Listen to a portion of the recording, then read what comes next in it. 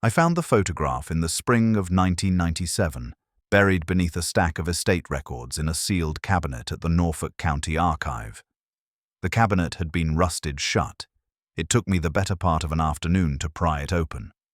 Inside were water-damaged journals, receipts, and a small parcel wrapped in linen and twine.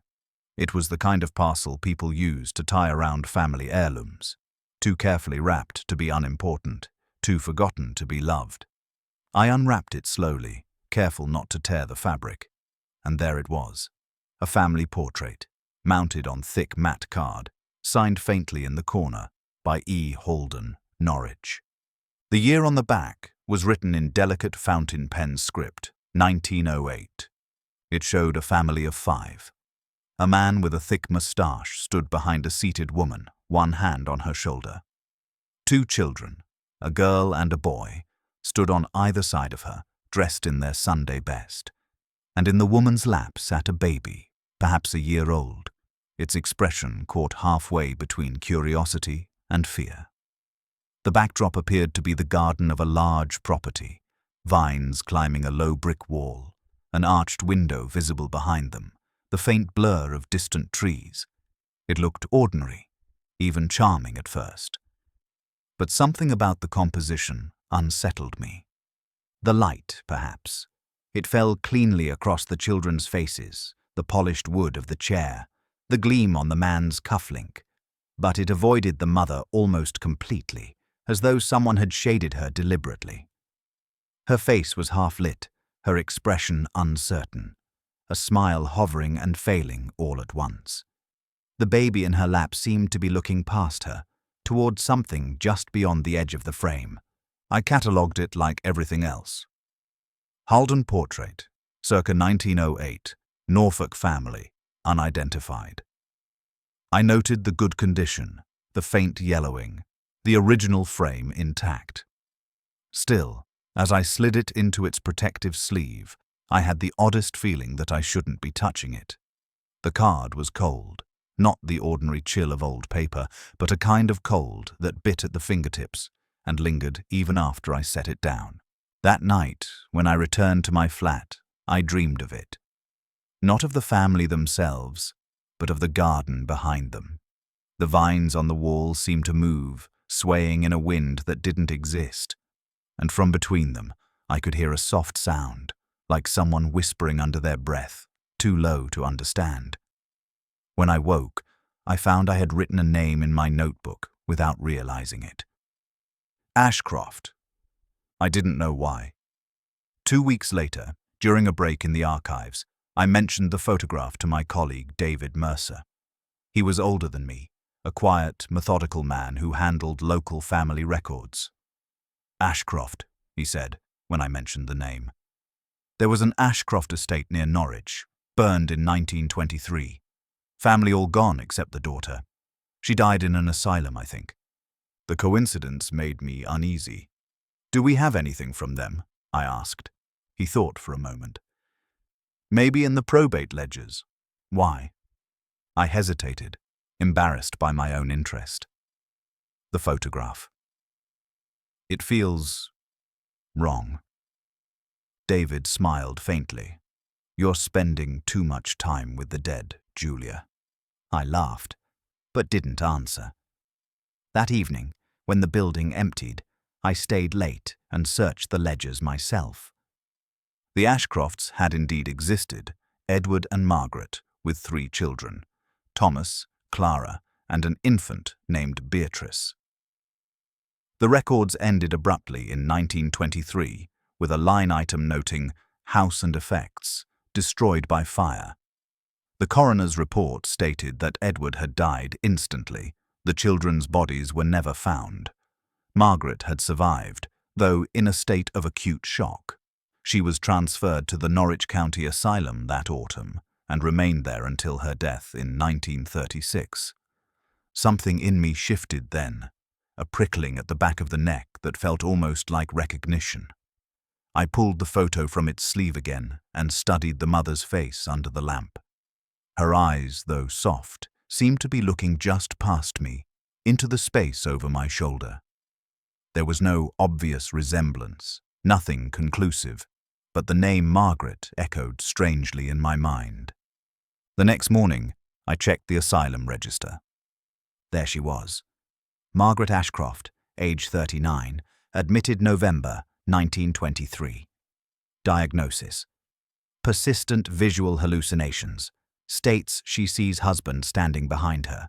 Repeats that she must remain still lest he disappear. The entry chilled me. I looked again at the inscription on the back of the photograph, the one I had nearly missed the first day.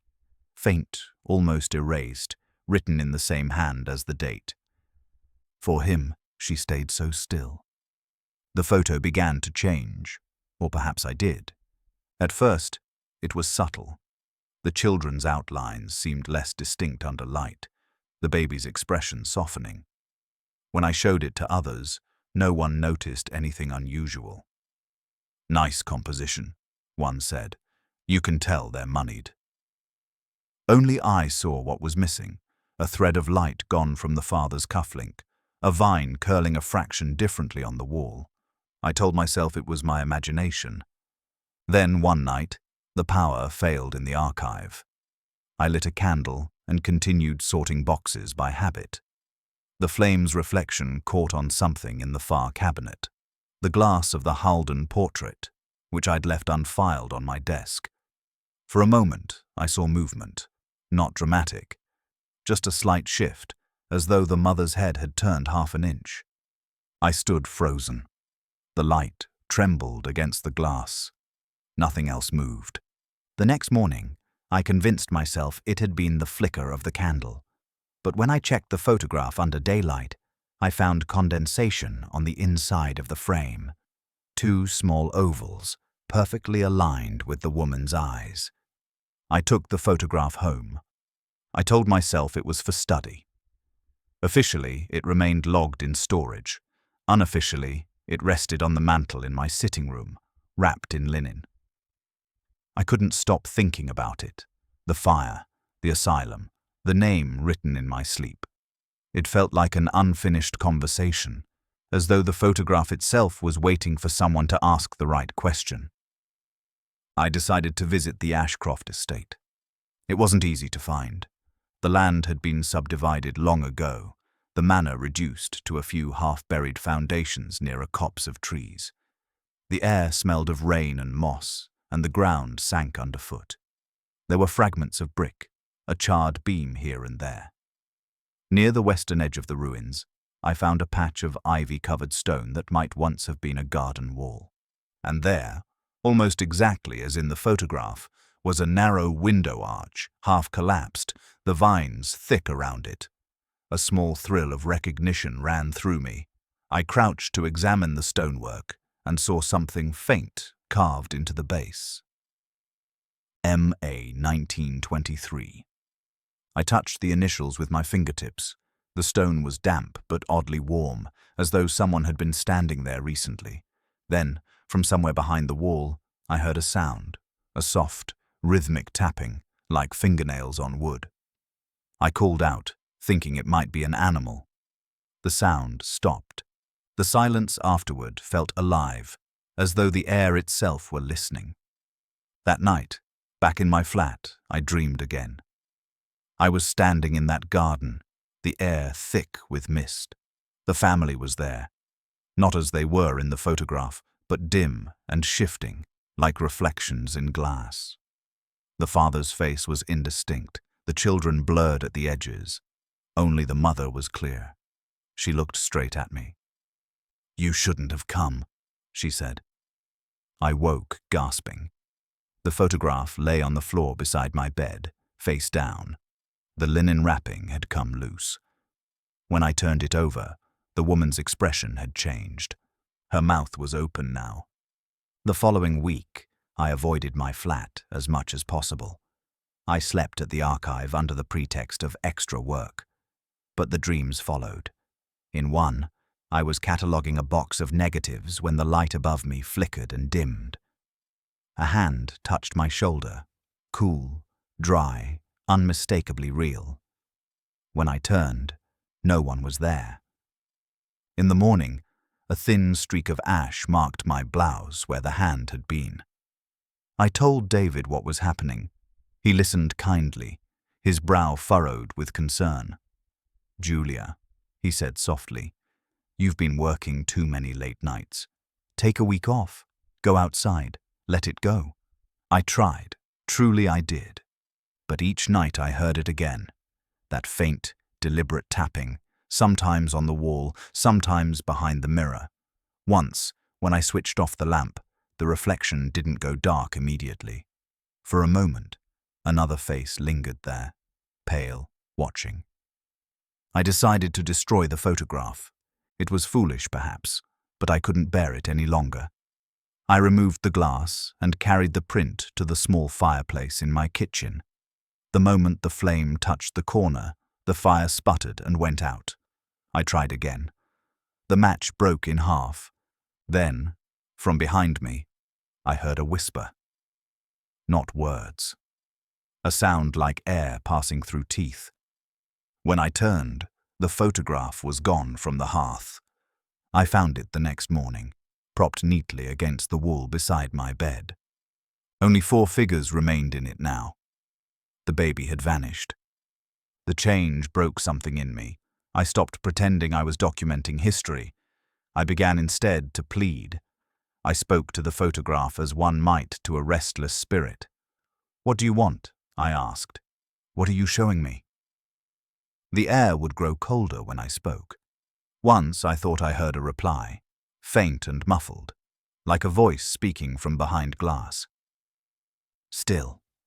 The word repeated, soft and insistent, until I pressed my hands over my ears. When I opened my eyes again, the photograph had fogged over with condensation. Through it, barely visible, were the shapes of other faces in the background, blurred, half-formed, crowding around the family. They hadn't been there before. I went back to the asylum records. There, buried in the appendix of a 1930 ledger, I found a note I had missed. Patient number 341, M. Ashcroft, exhibits periods of catatonic rigidity during which pulse slows markedly. Claims to be matching his stillness. Upon revival, insists her children remain within reach. The handwriting was difficult to read, but beneath it, someone, perhaps another doctor, had added a brief postscript in pencil. "She speaks to the photograph." By autumn, I was barely sleeping. The photograph no longer frightened me, it fascinated me. It was changing, evolving, as though some process within the emulsion was still active, decades beyond its time. The colors deepened, the shadows crawled outward.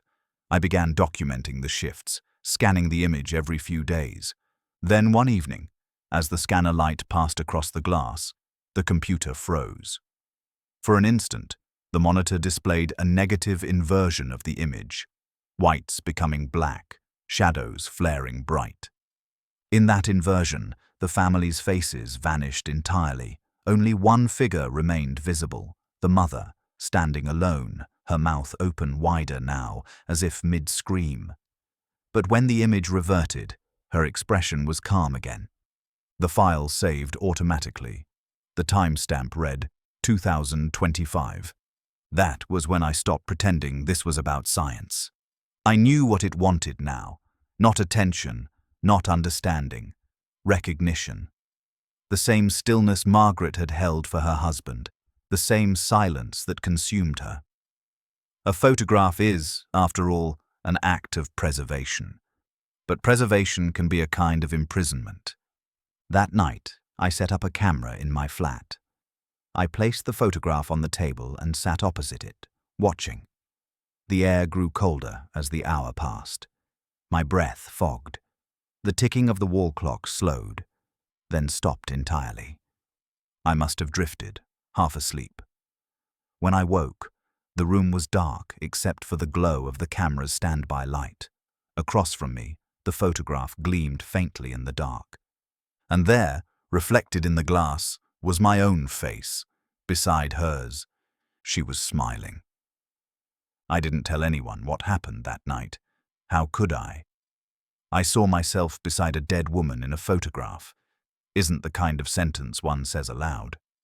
Still, I printed the camera's memory card the next morning, half expecting to see nothing. There were 12 images.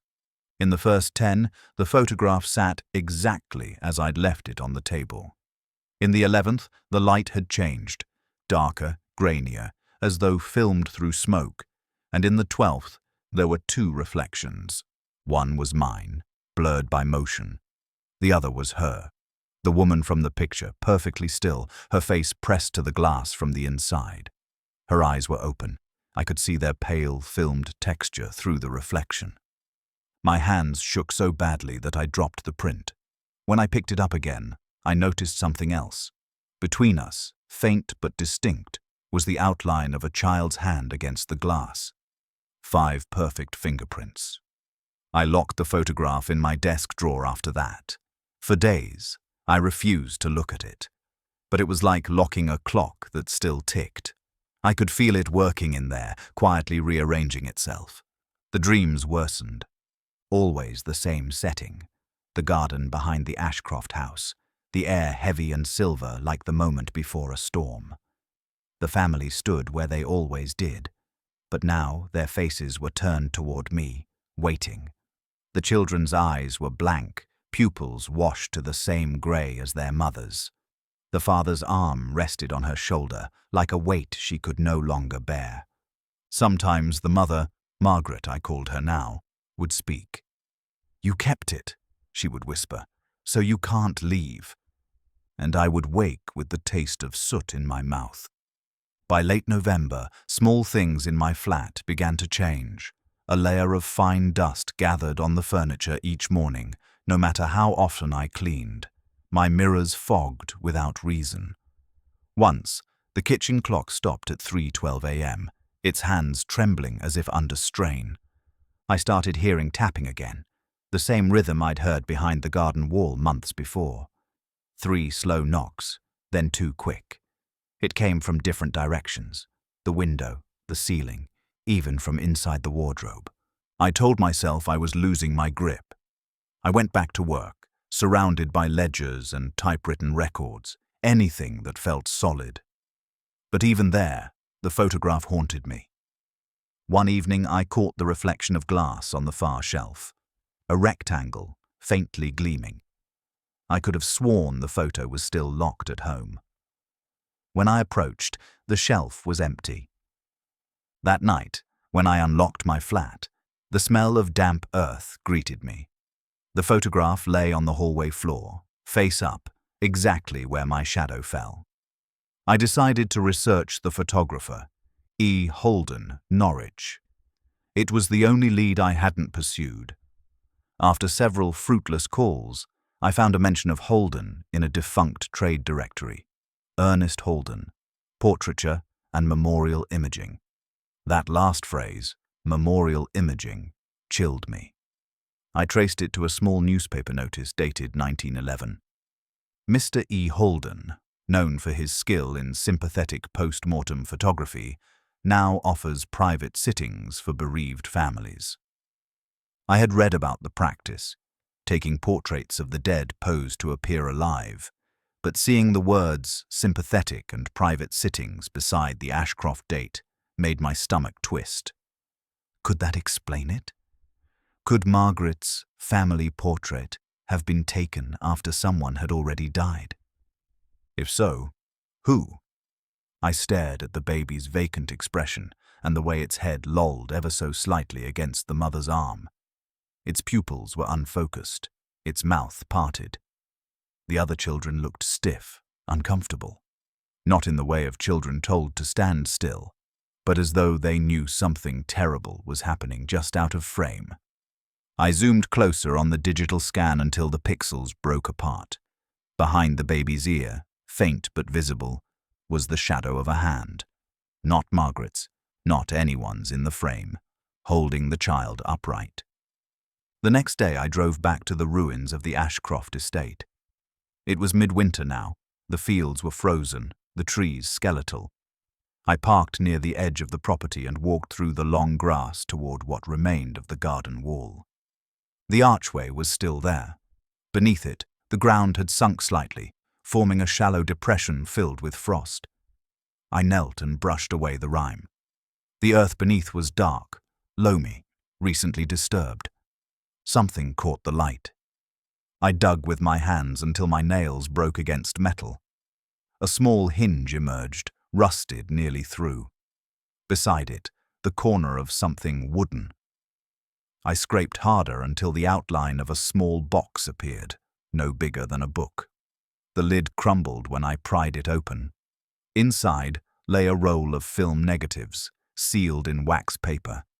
The name on the wrapper was written in the same looping hand I'd seen on the back of the photograph. E. Halden. I took them home, trembling. The negatives were brittle, nearly opaque, but under backlight they revealed fragments, the same family, but rearranged.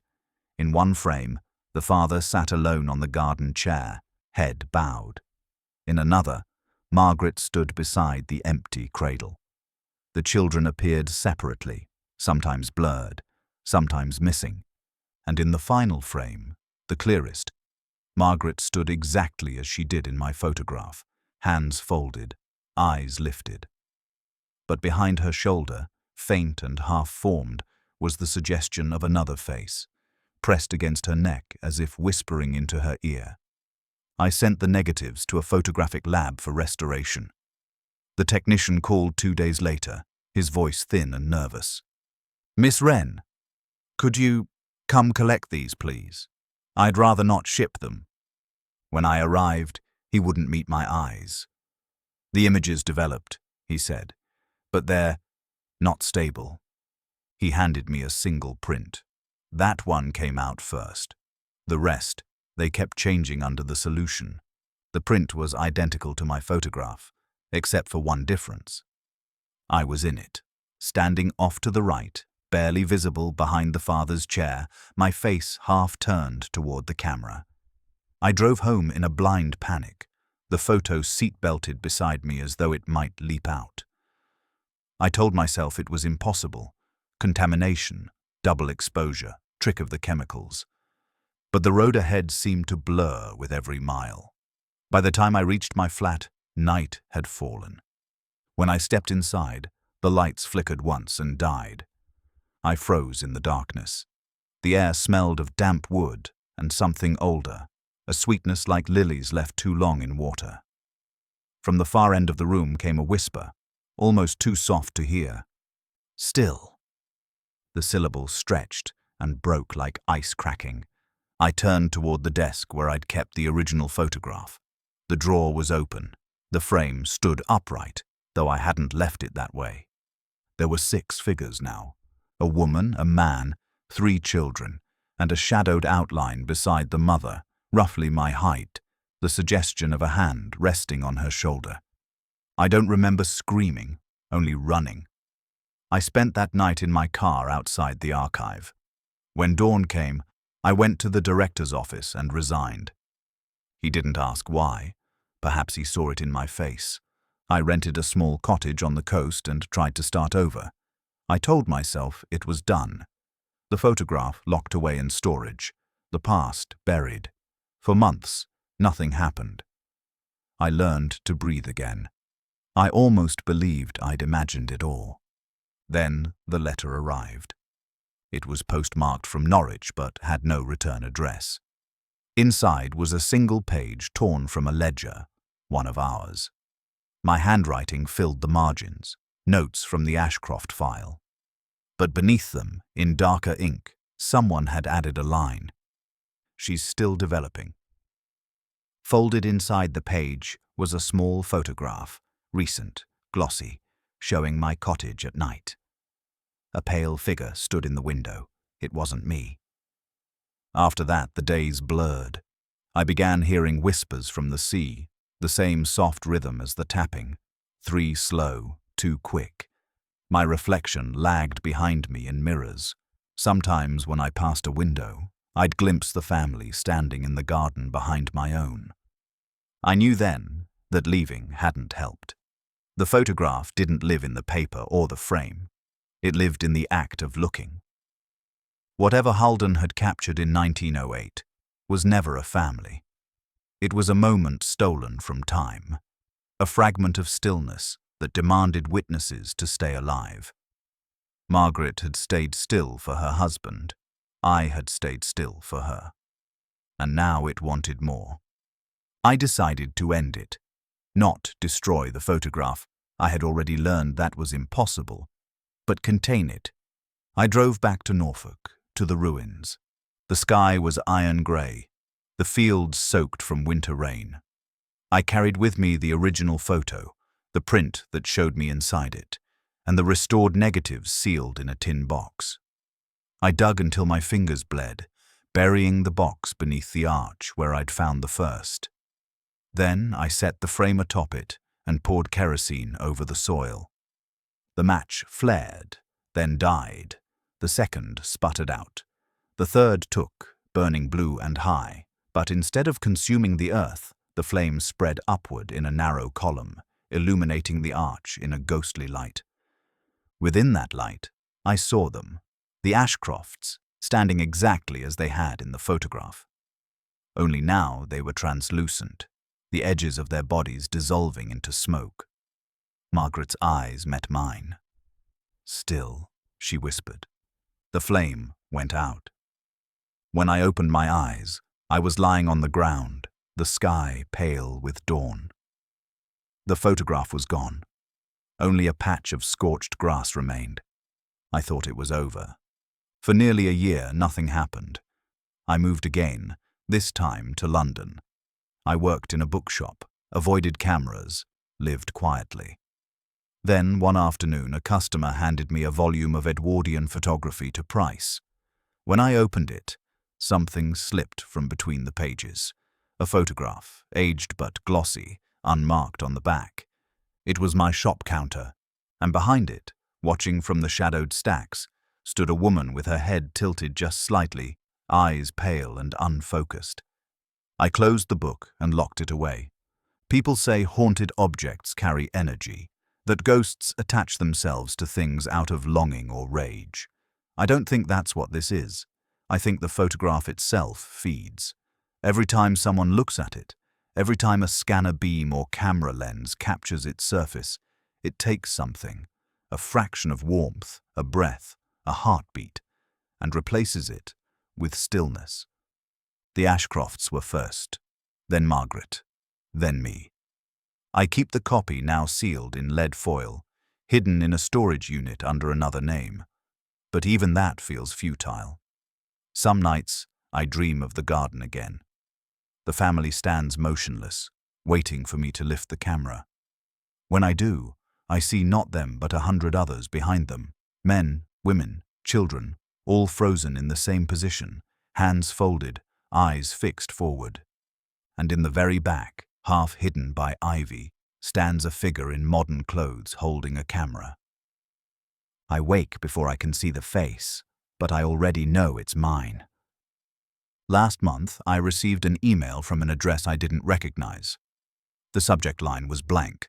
The attachment was a single image file named Holden_final.jpg. I hesitated for hours before opening it. It was the same family portrait, perfectly restored. Every detail crisp, every face in focus. The father's eyes clear and human again, the children radiant, the mother serene. But when I zoomed in, I saw reflections in their pupils. In each eye, a faint modern window, my window, and the silhouette of a woman sitting before a desk, looking straight at them. The timestamp on the image read, "Tomorrow's date." I don't sleep much anymore. Sometimes I catch my reflection lagging in the darkened monitor, eyes slightly out of sync. Other times, I hear that soft tapping from inside the computer tower, the rhythm steady as breath. 3 slow, 2 quick. I've come to understand the truth that Margaret must have realized too late. The photograph isn't haunted by the dead. It creates them. It takes motion, life, warmth, and folds them into its emulsion, one exposure at a time. Every viewer becomes part of its light. Every reproduction extends its reach. Even now, as I write this, I can see the faint outline of a frame reflected in the glass of my window. It's not hanging there. It's inside the reflection, a darker square, nested within my own. The family stands in the garden again, waiting. Margaret lifts her head. Her lips move. Your turn. The glass fogs over. I wipe it with my sleeve. For a moment I think I see my own face looking back.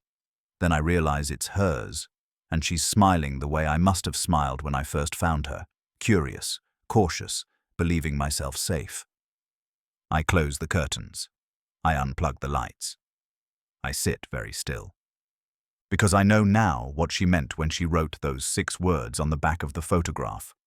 For him, she stayed so still. For me, she moves. And if I move too, if I so much as breathe, she'll finish the exposure.